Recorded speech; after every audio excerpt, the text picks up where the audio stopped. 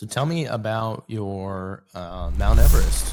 What are you looking to achieve over the next 5 years? Yeah, absolutely. So my Mount Everest is I want to provide safe and affordable housing for 1,250 people transitioning out of rehab centers, all while netting $100,000 a month. How many people do you have, like, kind of in your orbit program?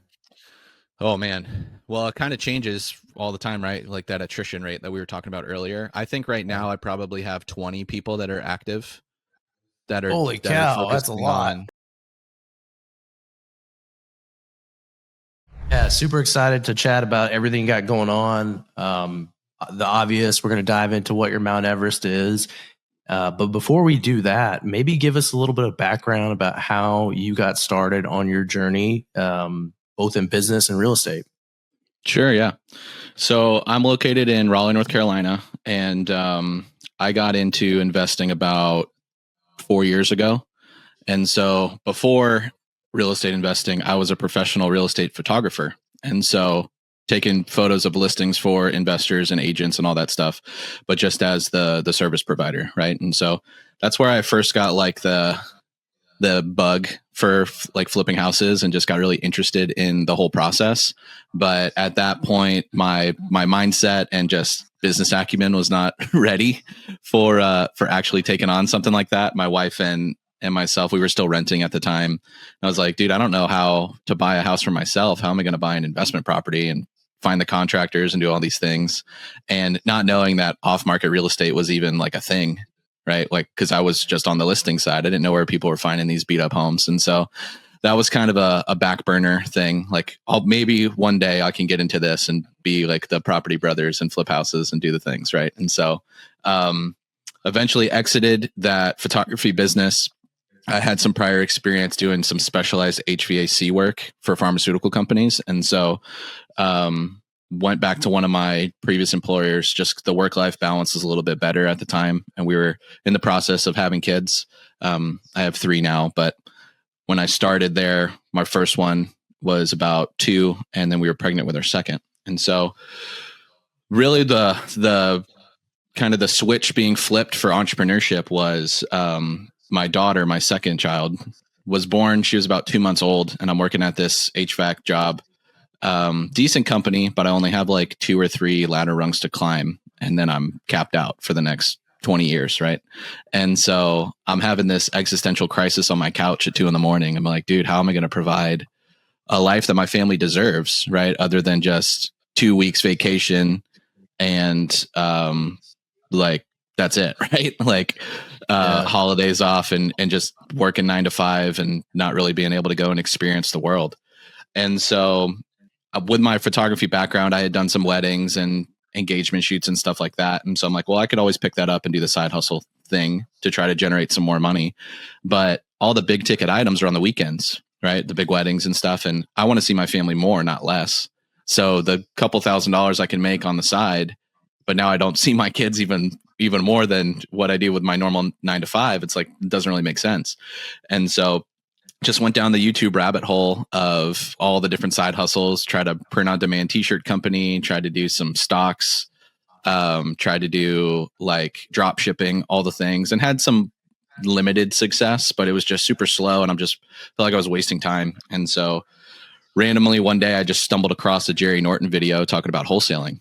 And it was like, I took this piece of paper and flipped it for $40,000. And I was like, dude, there's no way this is real. Like, this has got to be a scam. Total scam, or some funnel to get me into some coaching program that will never work, like just pyramid scheme. Yeah. But like, I tried everything else. So I'm like, let me see, it's 10 minutes. What if I wasted 10 minutes? It is what it is. Right. So I watched the video and it's just blowing my mind what he's talking about. And so I'm still like pretty skeptical. And so I go start doing some research just on Google, getting on Facebook and stuff. And I find a local real estate, like a RIA page, and reach out to this guy who seemed to be pretty active. And I was like, hey man, like I keep hearing about this wholesaling stuff, but I don't really buy it. I don't think that it's legit. Can you show me? I called it a receipt. I didn't even know what a HUD was, right? Or a closing statement. I was like, can you show me a receipt that you actually made money doing this? And he's like, yeah, dude, I just I flipped this infill lot down the street here in Garner. and made 25 grand. Here's the receipt, newbie. And like sent me the screenshot of it. And I was like, dude, I yo, totally would have been calling it receipts with you for like yeah, a couple months. right. Yeah. And so like, but then now I have real confirmation that somebody that I'm physically engaging with like made this thing happen, right? This is possible. And I was like, all right, let's freaking go. And so just started consuming as much content as I possibly could. Obviously a lot of Jerry stuff, which quickly led me to Pace. And obviously the creative finance stuff was even more like mind melting, and just the way just Pace's whole vibe, right? The go-giver mentality that he has really was drawn to that. And so joined his free group on Facebook and actually met one of my first and current business partners there in the free group. We were both getting started wholesaling right around the same time. He's a CPA by trade, so he had more money than time.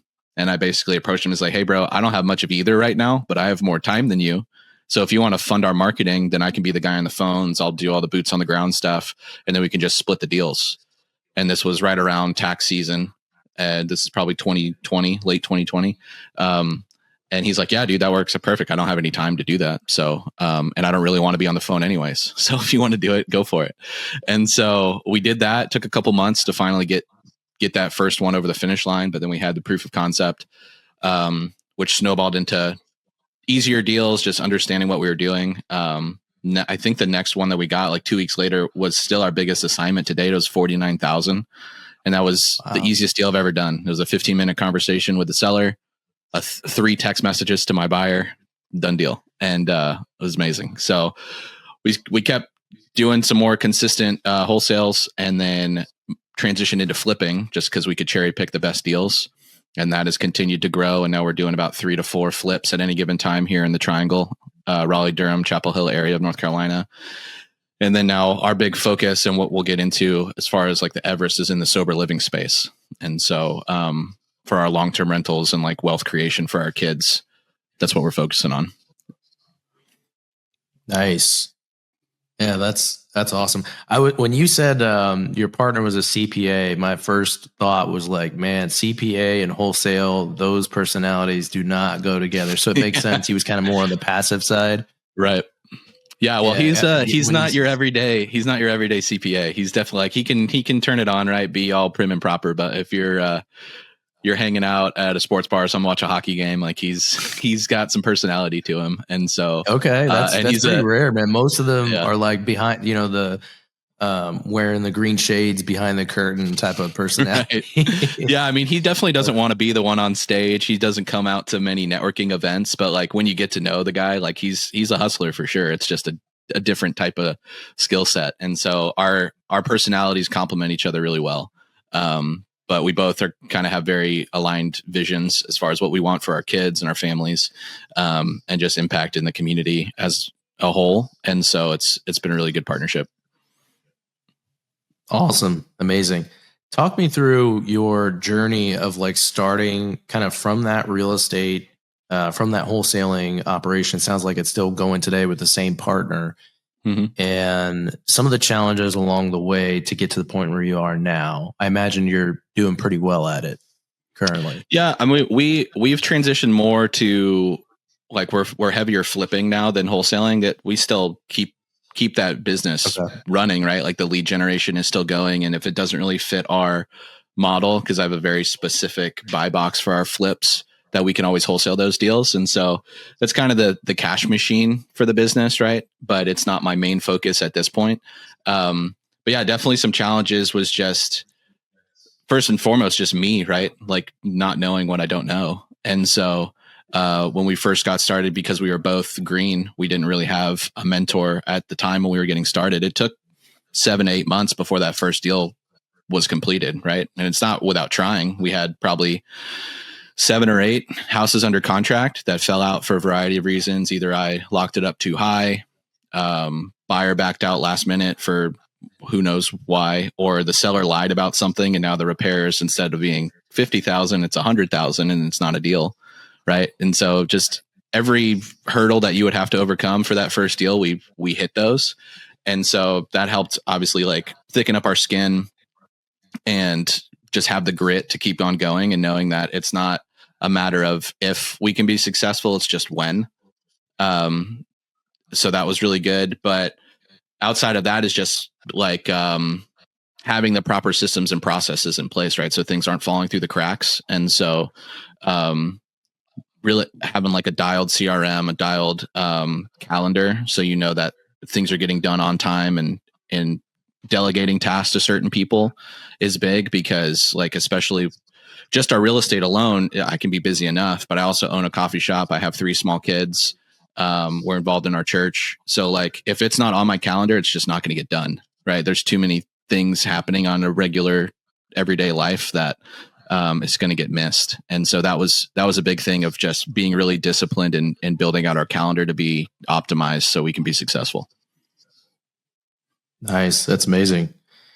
You talked about your calendar, right? And kind of time management. Are you, or I guess maybe first, like, tell me about your team. Like, what's your team look like? What kind of size do you have? Who do you have? Yeah. So we're pretty lean as far as like W-2 staff is really just me and my partner, Scott. All of my people are 1099. We implement like the Orbit program, like Pace talks about, where we will bring people in, basically leverage their time, and I'll give them all of my skill set, right? I'll pull lists for you. I'll skip trace things for you. I just need you to make calls for me, set appointments for me so I can have a full calendar. I'll show you how to negotiate, how to close if that's something that you want to learn. We do underwriting Zooms with them to teach them how to know what a deal is, and basically structured it that way because it's what I needed when I first got started. We could have got a lot more traction a lot faster if I had somebody looking over my shoulder telling me, hey, this is a good area. Yes, like this price works. This is why this one doesn't work, right? And kind of going through the things that you don't know until you do it. So a little bit of mentorship piece that we can kind of show them A to Z how to get a deal done. And then once we close, everybody gets paid. They're paid on a commission structure. Okay. Yeah, that's what I was going to ask. Are they kind of strictly not hourly, but strictly performance-based commission? Correct. Yep. It's eat what you kill. I do pay a high commission. It's 30% of whatever we sell the deal for. And our minimum assignment is that for like, even if they're like an appointment setter, or like, does it vary based on the skill set?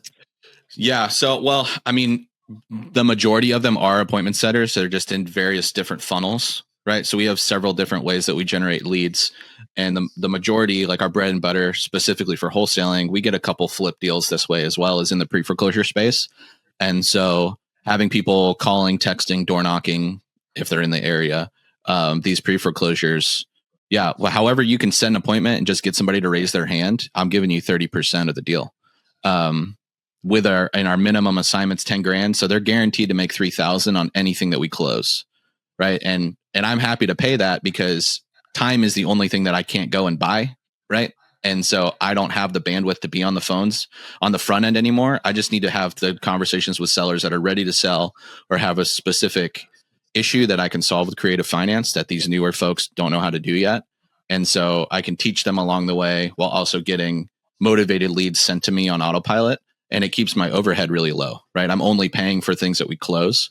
And so I'm happy to exchange that value with them to make it successful for everybody.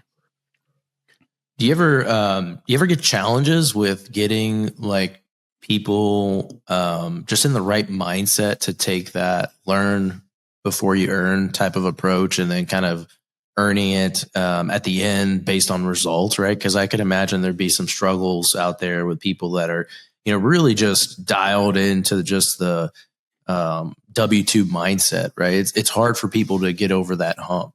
What do you do there to help them out? Yeah, I mean, there's a lot of attrition in this space, right? Which is kind of it's a double-edged sword. When we first got started, we were using VAs and we were paying the hourly rates, but the quality of the leads weren't there, right? And so I would rather have on this side where I pay more on the back end, but then I can also help people learn how to get going, because the intention is for you to not work for me forever. It's you learn how to go and do this, and now you can go and start your own business. And now, if anything, I can just be your buyer when you lock up deals, or we can JV, we could partner on it. However, right? I just want to be a stepping stone on your journey. But if you would rather be like an entrepreneur and work within a business, you can stay forever, right? And if there's growth potential on additional value you can bring. But not everybody's set out to be on the phones, right? Regardless if you're calling for me or calling for yourself. The one thing that you're guaranteed to spend in this business when you get started is time. And so rather than spending time and money, if you can leverage your time in a business that's already operational, where I can teach you everything that you need to know outside of making the calls, then I feel like it's a fair value exchange, right? The one thing that I need from you is your time, and the one thing that you can give to me is your time. And so if you're willing to, I typically at this point, I have my Orbit people sign an agreement that you'll at least give me 90 days. And it's not even like a certain KPI measurement that I'm tracking, because it's eat what you kill, right? I shouldn't have to be cracking the whip to say like, hey, I need 50 calls a day. I need 3 hours on the phone, because a lot of these people do have W-2s. I want it to fit into your schedule and not be a burden, but I do need you to be active and consistent. So if it's only 30 minutes a day, you make 5 calls a day, but you can do it every single day for 90 days. Like, I'm down. Let's go. And so as long as you're willing to put in the work, I'm happy to pour it into you. But once it gets to the point where it's just radio silence, or you make 5 calls and you're frustrated that you haven't got anything, like you just have improper expectations, and that's just not how this business works.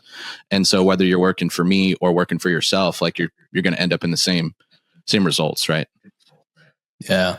So I know Pace recently kind of formalized the cheat codes, right? Specifically around like the Orbit program. Was there any specific training in Owners Club around like how to start an Orbit program, or is that kind of, you think that'll probably kind of happen as next steps? Yeah, I think there'll be some additional training, or maybe somebody like myself. And I know there's some other owners that have been implementing the strategy ahead of time before the cheat code came out, just to kind of, you can glean some information from people that are actively doing it. But specifically from Pace, there's not any like direct training. It's basically just the difference between Orbit and bird dogging is that you're more involved in the actual lead generation and nurturing process, rather than just saying, hey, Mundo, here's an address. If you're able to lock it up, like, I'd like to get some money. Right. And so it's a little bit more intentional, like relationship building, and that true, like, learn while you earn kind of situation. And so that's what I like that way better. Right. Cause I don't want it to be transactional. I want to build a relationship with these people to see how we can do more business in the future, whether it's with me and my organization, or how we can collaborate later down the line. Nice. Do you know other Owners Club members that you feel like have a really good Orbit program, or do you feel like you're kind of on the top end of that? Well, I don't know about like ranking each other. I just know I've been doing it for a while, and it's been working for us. I think I would assume like guys like Tumanowski, Ted Miller, they're partners together, but they also do kind of offshoot businesses. I'm sure they've got something pretty dialed. Heather Grizzard, she's like the top integrator in Owners Club. She just put some stuff out for like the internal Owners Club stuff on how she likes to do it. Outside of that, I mean, everyone's got such unique business models. Not everyone's doing wholesaling and fix and flip like I am. So I think there's going to be some discrepancy there, but I feel like anyone that is checking the box to say that they do want to do the Orbit program, they probably have some sort of experience in how that's been working, right? Beta testing it before they launch it to the community. Yeah. Interesting. Yeah, that's awesome. Yeah, no, it makes me want to start one. I appreciate that insight. Yeah, for sure. No, it's great. And it's like, there's very little risk for you, right? You're already pulling this data. You're already talking to these sellers. But if you can help somebody along the way, but then now you don't have to be the one on the phone on the front end, like it reduced our overhead considerably from having VAs. And now I have American-based people talking on the phone, and I can just teach them along the way and kind of mold them into what I need. Because I'm not a big script guy, but I still need you to get some sort of pre-qualification before the lead gets to me. And so, yeah, I mean, it's worked out great for us. Yeah, that's amazing. So tell me about your Mount Everest. What are you looking to achieve over the next 5 years? Yeah, absolutely. So my Mount Everest is, I want to provide safe and affordable housing for 1,250 people transitioning out of rehab centers, all while netting $100,000 a month. Amazing. So how does that, Maybe give us some insight on where did you come up with those numbers, um, and maybe kind of the roadmap that you're on to achieve that over the next Yeah. 5 years. Yeah. So I've got one sober living home that I've had operational for about a year. It's in Knoxville, Tennessee. And it's been a great house for us. It's been a good relationship with a nonprofit that's operating it. And the more I learn about this space, the more that I see that there's a huge opportunity for us as investors to make an impact in these communities, because the addiction problem in America is not going away anytime soon. If anything, it's getting worse.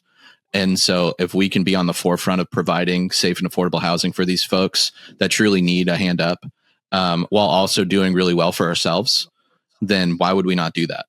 Right. And so the benefits, obviously, I'm getting 1.5 to 2 times market rent. I have nonprofits operating the home, so I don't pay a management fee. They cover utilities, they cover damages. So it's essentially a triple net lease in the single family space. So I can just sit in the landlord seat and go run my normal day-to-day business, wholesaling and fix and flips, and then just acquiring more homes from this, and basically play not monopoly while also helping out these people that truly need the help, and make an impact. And so that's been awesome. As far as the numbers, I basically took the house that we currently have. We have a few in escrow as well, so we're using some projections, but taking the cash flow that we're getting and the amount of people that we can put in these houses and just dividing that by those numbers that we're chasing, right? 100,000. It's more of a vanity metric, but at the end of the day, you still need money to be able to go and make impact. Like I mentioned, I'm a man of faith. I want to do some stuff within our church, build like some sort of like business incubator that's like faith-based, where people can come in and learn specific job skill sets, things that you don't need to be like have a college degree for, but be like an entrepreneur, like incubator type of thing. I think would be really cool. And then just funding missions trips, stuff like that around the world. But to be able to do that, you have to have money, right? And so it's more like using it as a tool to go and make an impact. I think we could do some damage with $100,000 a month. And so to get to that point, and also the amount of people, 1,250 people, I need 157 houses to do that. Right. And so my goal this year, starting small year one, is I want to pick up 20 houses creatively all across the country. And then next year, we're going to double that number. Next year, double that number. And then we're pretty much at our goal by year 4, and then see where we land. But yeah, that's kind of how I got to those figures. Oh, that's amazing. I think I'm going to add that to my goal list too. I love that faith-based vision you have for business owners. That's amazing. Thanks, man. Love that. I love that. So that's a pretty daunting goal, right? You're talking about 1,250. You said 1, 2 right now? I have 1 currently and 2 in escrow. So hopefully by middle of April, I'll have 3. But yeah, I mean, if we reverse engineer from, we know where we need to be at year 5, 157 houses, right? And so if I can get 20 this year, which is only 5 a quarter, which is very easy to do if I leverage a community of 16,000 killers that understand how to structure these deals, right? I don't have to do it all myself. And that's the beauty of the whole mindset behind these Everest, is like, the goal needs to be so large that you do need to collaborate. That's the point. Because if it was something that I could just go and attain, then I would just set it at like 10 houses, right? But it's like, we want to go after the big fish and see that impact. And so I think like we've got a decent blueprint on how to get there.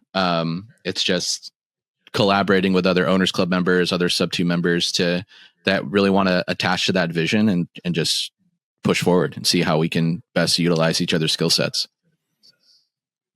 Nice. Okay. So you're talking like, how many doors on average? Was that like over 10? So my house in Knoxville, it's a 5-bed, 3-bath house. We have 8 guys living there. Right. And so, and honestly, we could probably have 10 there. It's just the nonprofit that I'm working with primarily it's the Oxford House. They're a nationwide nonprofit. They like to leave at least 1 or 2 rooms as single occupants. There's kind of like a reward system for people going through the program, going to their meetings, getting like employment quickly, all that kind of stuff. And so that leaves me at 8 people in that house. So Yeah, I mean, it's a 4.2 is like our minimum as far as a buy box, right? And our biggest thing is that it needs to be close to public transportation because a lot of these people don't have vehicles for obvious reasons, and so a half a mile or closer to a bus stop is really the biggest sticking point for us to find deals that make sense. Outside of that, like HOAs and things like that are okay. I don't love them. I'm not looking for an HOA, but I can still manage these homes because it's protected. It's a protected class by the government for sober living. And so I'm not going to get this same type of scrutiny that like a pad split would in those markets. They'll still make your life miserable though. Oh yeah. They could still bother me, but they can't legally stop me from running my business. And I think we kind of skirt a lot of the red flags that neighbors would see because these guys don't have cars.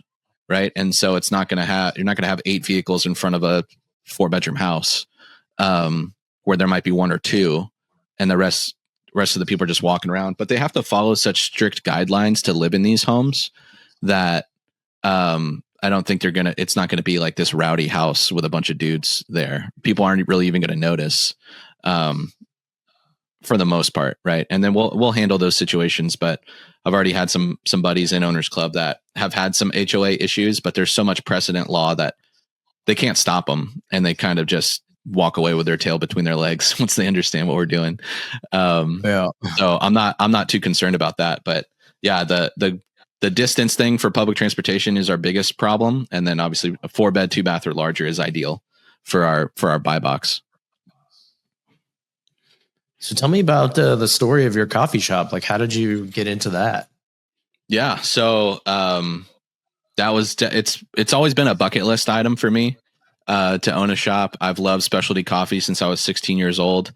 That first like really good latte that I had at the one shop in town at that time, which that was like 12 years ago, something like that. Crazy. But, I always loved it, right? I always loved coffee. I always loved the vibe of coffee shops. That's where people come to study. That's where they meet up before they like go to a game, go somewhere else. Just having this like community center, this hub where people can collaborate and get together.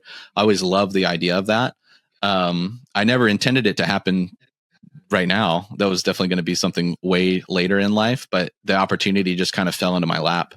And so, one of my buddies, he owns a creative agency, and he was doing a lot of content for a brewery in our local town, just right outside of Raleigh. And we were both coffee nerds, just hanging out at board game nights and stuff with the wives. And we're like, dude, wouldn't it be so sweet to own a shop? I'm like, yeah, that's been on my list for quite some time, but I'm got my flips. I'm doing all these other things. Like that's a back burner thing. Like we'll do it later, but it was just a conversation. Right. And so it's probably 4 months later, he calls me. He's like, hey man, remember when we were talking about starting a shop? And I was like, yeah, what about it? And he's like, well, do you want to do it? And I was like, what do you mean? And so this brewery that he was shooting all this content for had bought a building like 2 blocks away from their brewery. And they were having really tough time finding a tenant that they trusted to go in there. And so talking with Kenneth and hearing him just vomit all over them about coffee all the time, they're like, hey, you guys keep talking about coffee. Do you want to go start it over here? And so we went and looked at it, and we're just kind of looking at each other as like, I mean, okay, sure. What's the worst that could happen? And so we went in there, did a full gut remodel of the space, and we just celebrated our 1-year anniversary last Saturday. And it was great. First year we did 300,000 in revenue in a tiny little town, less than 10,000 people. And wow, yeah, amazing, it's been amazing, bro. That's amazing. Thank you. Yeah, not all like in our pockets, right? Top line revenue, but it's great to see. Like, yeah, and there's definitely a lot of overhead in coffee, or just in retail space in general. We do not own the building; we're leasing it, and we're paying a pretty penny for it. We had to bootstrap the whole process. SBA loans are out the window. All the other traditional financing methods we couldn't do, and so we had to get creative, like we always do, and raise some capital. Do a lot of the sweat equity. Like we were jackhammering walls. I built the bar itself and did a lot of the repair work in there myself and with the crews that flip my houses. And so it was a labor of love for sure, but it turned out awesome. And the response we've got from the community has been amazing. and it's my secondary office, right? When we're closed after hours, I get to spend a lot of time there. It's really close to my house.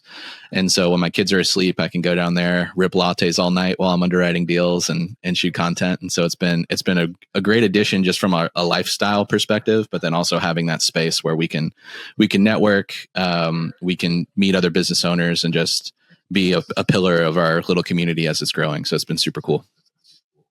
Dang, that's awesome. Where did you raise the capital from? Was it in the community? So it was my other business partner, Scott. He was able to get a personal loan from another banking relationship that he had. We brought some money to the table, just me personally and Kenneth, the other business partner, as far as doing some of the buying the initial inventory, buying the chairs and the things like all the fixtures inside. And then the landlord covered a decent amount of it, but not all of the build out. We had to bring a lot more money than a traditional tenant would. But we made it happen. And so that's been a sticking point for us as far as like from a revenue perspective, as far as like bottom line money in our pockets, and knowing that food and beverage, it typically takes 3 years before you're profitable.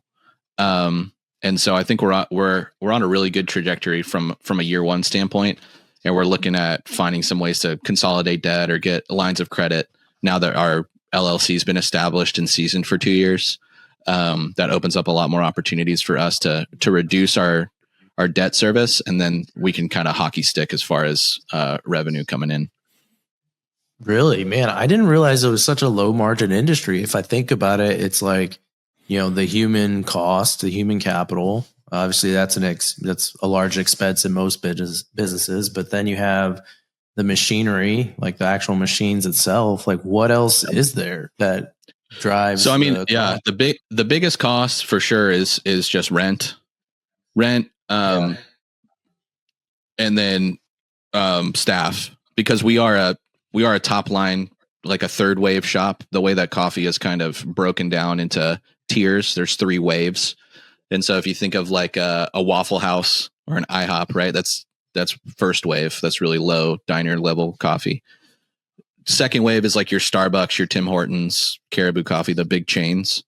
So a little bit better, but still like fast food driver skill set, right? Like minimum wage work. And then there's third wave, which is like craft beer, craft coffee, right? Like specialty stuff, which these are career coffee professionals. These people that work in our shop, all of our baristas are like competing in latte art challenges. They're collaborating with other people to do make unique drinks and figuring out special recipes and stuff. So like we pay a pretty penny for that, but that's why we have the best quality in our area. And that's what we're known for, is for our quality. And that's what we set out to do, right? We want to be specialty coffee, but we want to make it approachable, not pretentious like a lot of shops can be. And so we have bright colors. It's more like Art Deco style in the store. But then we still have the professionalism and all the knowledge of coffee for our staff. And so we obviously pay a little bit more for that. But those are the 2 biggest items. I mean, as far as margins on coffee itself, it is really good. But it's just the hard costs of the building itself are really high, especially first year. And then the loans that we had to take out to buy equipment to do that kind of stuff is just high interest rates. And so as we can stabilize those or consolidate those into a line of credit with a lower interest rate, that'll help as far as the cash flow side of the business. And so we're in the process of stabilizing a lot of that stuff. Amazing. Yeah, no, once you get to a certain revenue size, I assume your margins will start to expand, obviously, because you have that fixed overhead that you got to cover, yep. Whether that be the employees, the rent, the debt service, and all the equipment and all that stuff. Right. Totally makes sense. Amazing. So how do you, when you look at your calendar, how do you balance the time between, your real estate activities and then also, your coffee business as well? Yeah. So as far as the day-to-day operations of the shop, I'm not involved at all. We have a really good team, fully built out staff, a bar manager who does all the scheduling, stuff like that. So the only time I'm ever involved in a day-to-day perspective is I might work like 1 shift a quarter. If a bunch of people are on vacation or just not available to work, then I'll come in. and I enjoy it. It's really fun. I just don't have the time to do it all the time. And then on the back end, after hours things, I'll do some of the inventory ordering, like going and picking up the milks and the creams and all that kind of stuff. So we have a stocked fridge for the week. I handle that kind of stuff, and then any repairs, like maintenance stuff, just from my real estate experience and flipping houses. None of the other partners in the business understand how to do that or have their contractor relationship. So I kind of run that point. So there's not really much time allotted to the shop at all. From the business side, I do use that space for my content. And so that kind of, I want to make sure that the space is available for me to use, unless we're renting it out for a baby shower or something. We do that as well, like after hours. But if it's available and I know that I can go and shoot a podcast with Mundo, I need to know that I can have that space available for me. But so my calendar really comes down to just breaking into chunks for our real estate, as far as our wholesale, when do I have appointments, and setting off a specific amount of time for those to follow up with sellers and do more outreach for new folks, setting up networking calls with individuals like yourself or other people in sub 2 to just get to know them and figure out how we can collaborate. I try to leave at least an hour block a day for that. Oh, wow. And then having a hard cutoff on every day except Monday, at around 5:30. So then I'm not doing anything except spending time with my family until about 9 when my kids go to bed. And so just having those, I kind of have like 2 calendars overlaid with big blocks to know, like, this is for acquisitions, this is for dispositions, this is for new relationships, this is for family. Right. So there's multiple colors, and then I can daily plug in the appointments that go in those buckets, if that makes sense. Yeah. So the hour block that you have for new relationships, is that really fed into your Orbit program, or where do the majority of those new relationships fall in, like, your business and your circle? I think it's about 50-50, right? I'm never intentionally reaching out to people to join my team, but if the conversation goes that way, obviously we'll mention it and see if they want to. Now with the onset of the Owners Club list being released to sub 2 and stuff, I'm getting a lot more people reaching out to me specifically for Orbit program stuff, which is great. But no, I've been trying to set aside time just to network with folks in the community ever since I joined about 2 years ago. And so just, there's so many people to get to know and collaborate with, that if you don't spend that intentionality to reach out to them, then you never will. Right. Same thing with the rest of my calendar. You'll just get busy. And so you never know what a 15-minute conversation could turn into. That could be $1 million relationship. And I don't want to miss out on those opportunities. So I always want to meet with new people, see how we can connect. And even if it's not work directly together, but say that they're the perfect fit for your business, and I can kind of play connector in that way. If I can monetize it, cool, but that's not the intention, right? We just want to be able to provide value to folks in our circle. So, yeah. Amazing. So, besides joining your team, obviously, what kind of advice would you give for people that are really just kind of struggling right now, just struggling to get started? Yeah. Maybe they feel overwhelmed, lost. Yeah. Well, I mean, I think the biggest regret that I have is not reaching out to somebody that was doing what I wanted to do. Right. And so there's plenty of operators, not me specifically, but plenty of operators doing whatever you want to do in real estate. If you're lending, if you're flipping, if you're wholesaling, whatever, within the community, that you can reach out to and say, like, hey, how can I bring value to you? Right. A lot of us, operators that are doing things now, right, have built businesses. We don't have the time to do a lot of other things, right? That's the one thing that we can't monetize, or buy more time. And so if I can leverage you to do more things, I'm happy to provide you as much knowledge as I possibly can to help you along, right? And so my biggest recommendation is find somebody that's doing what you want to do and go and attach yourself to them, and however you see fit, right? Just being open and available to learn and actually take their advice seriously, right? So you can avoid those pitfalls in your business. We've already taken the bumps and bruises, and I'm giving you my experience. Now you can compress time and get to my level a lot faster. Yeah. How many people do you have like kind of in your orbit program?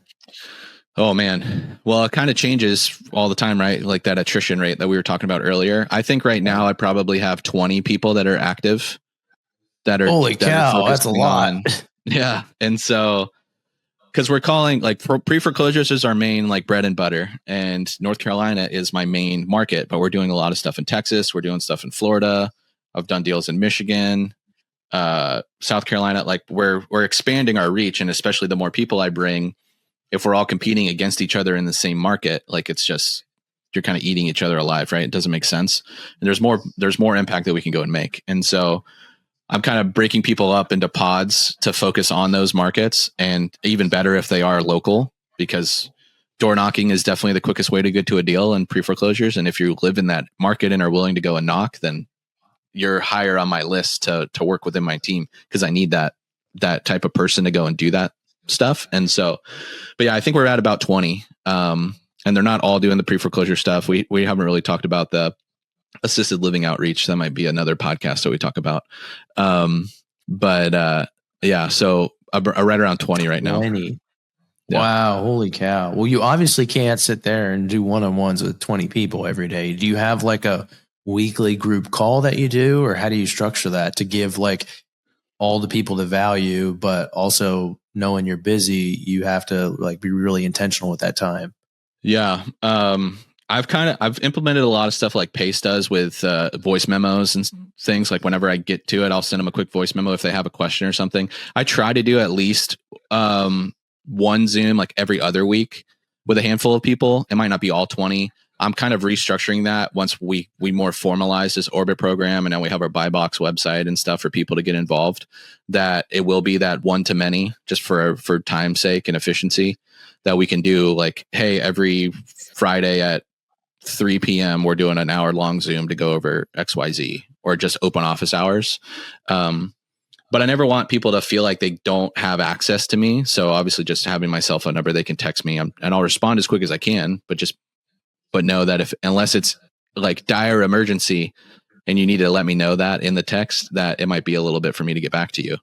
That's kind of just how we're building it, but there's always room for improvement, right? We haven't perfected the system yet. And so that's one thing I'm trying to figure out how to optimize better as we grow and add more people. Yeah. Wow. Amazing. Well, cool, man. How can people get in touch with you? Do you want people to reach out? Instagram, Facebook? Yeah. Instagram's great. It's at the Adam Colburn. My YouTube channel is the same handle. And I also have a buy box website. It's adamsbuybox.com. You can go and see what we're looking for. You can submit deals there. If you want to join the team, you can schedule a call there. If you've got money that you want to put to work, we actively use private money lenders in all of our flips. Would love to have a conversation with you that way. And yeah, reach out, tell me that Mundo sent you, and I'll definitely be here to help you and see how we can work together. Yeah, give them the Mundo 10% discount or something. Yeah. There you go. Well, thanks, man. I appreciate you coming on the show. Enjoy talking with you. Glad to see that you're taking names and kicking ass, and really excited to watch you kind of continue to grow in your journey towards achieving your Mount Everest. That's awesome. Yeah, man. Thanks so much. I really appreciate the time. Love what you're doing with the community, and so honored to be a part of it. Yeah, man. Appreciate it. Thanks, man. Absolutely. I enjoyed it. See you guys.